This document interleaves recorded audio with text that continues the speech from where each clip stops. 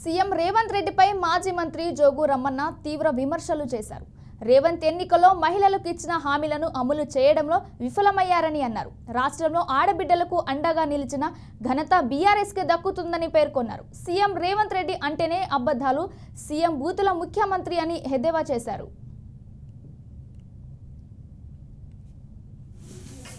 రేవంత్ రెడ్డి గారిని నేరుగా Adilabad BRS party office నుండి సవాల్ చేస్తాం.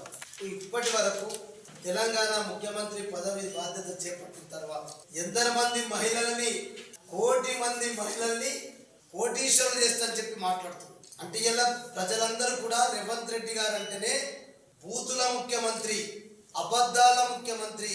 మేము ఏమడుగుతున్నామంటే కనీసం నువ్వు మహిళల గురించి మాట్లాడేటప్పుడు గతంలో ఇలా తండ్రుల కంటే ఎక్కువ తల్లులు ఇబ్బంది పడతారని చెప్పి, ఒక బిడ్డ పెళ్లిడికి వస్తే తల్లికి ఉన్నంత ఇబ్బంది తండ్రికి ఉండదని చెప్పి అర్థం చేసుకుని ఇలా కళ్యాణ లక్ష్మి పేరుతోటి, షాదీ ముబారక్ పేరుతోటి 50,000 రూపాయల నుంచి మొదలుపెట్టి 1,01,100 రూపాయలు కళ్యాణ లక్ష్మి ఇచ్చినటువంటి ఘనత ముఖ్యమంత్రి కేసీఆర్ అది కాదని చెప్పాడు. కేసీఆర్ గారి కిట్టు ఎందరో మంది మహిళలు ప్రభుత్వ ఆసుపత్రులకు రావాలంటే గతంలో ఉన్నటువంటి కాంగ్రెస్ పార్టీ ప్రభుత్వ హయాంలో నేను రాను బిడ్డో సర్కార్ దవాఖానలకు చెప్పి మరి సినిమాలో పాటలు విని సర్కార్ దవాఖాన కంటేనే భయపడే రోజుల్ని మర్చిపోయేటట్టు ఇలా కేసీఆర్ కిట్ కానీ, కేసీఆర్ న్యూట్రిషన్ కిట్ కానీ, అమ్మ ఒడి కార్యక్రమం పెట్టి ఇలా మహిళలకు ఒక భరోసా కల్పించి